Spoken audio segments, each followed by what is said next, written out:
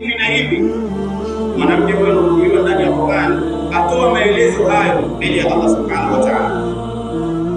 Idhan awe mtumishi mmoja kati ya nyumba za Allah subhanahu wa ta'ala, na mwambie Allah, fataqabbal minni ya Rabbi, naomba unikubalie hiyo hali na dua yangu, uikubali wewe, innaka anta samiul alim. Hakika Allah subhanahu, wewe ni msikivu, unasikia yote ambayo yasemwa na waja na ndugu wao.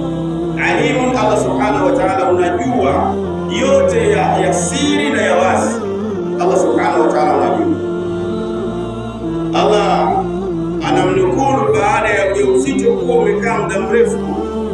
Mwenyezi Mungu subhanahu wa ta'ala anaeleza, sema falamma wada'ataha, pindi alipojifungua tahamaki, nadhiri aliyoiweka imekwenda tofauti, si mtoto wa kiume tena kama ilivyokuwa matarajio yake. Na hapo wanachuoni wanasema alijiegemeza kuomba dua hii, na aliomba dua moja, kwa maana Mwenyezi Mungu amjalie apate mtoto wa kiume, lakini pia hakuwa na uhakika kama angeweza kuzaa mapacha. Na angekuwa na uhakika huo, maana angemwambia Allah subhanahu wa ta'ala, tunaviwekea nadhiri vilivyo tumboni. Ila amesema naweka nadhiri na akiamini kwamba amepata mtoto. Idhan alipojifungua akamwambia Allah subhanahu wa ta'ala, qalat, akasema kumwambia Allah subhanahu wa ta'ala, inni wada'atuha untha, Mwenyezi Mungu nimejifungua mtoto wa kike.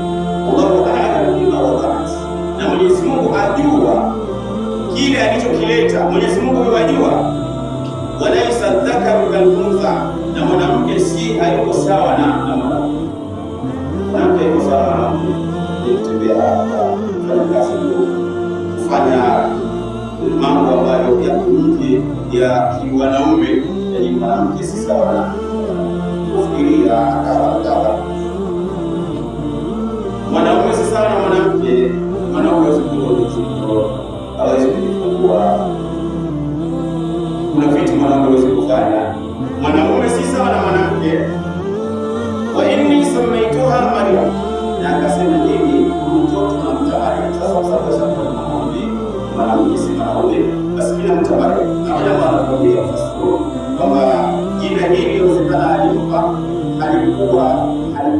kabla, ilikuwa hakuna riwaya tasama bihadha ism ambaye anawahi kuitwa hili jina kabla. Na ndio mama yake bali amkiongea Imran akamwambia, wa inni samaituha Maryam, na mimi ninamwita Maryam mtoto wa mzao. Mimi nilikuwa na nitaanza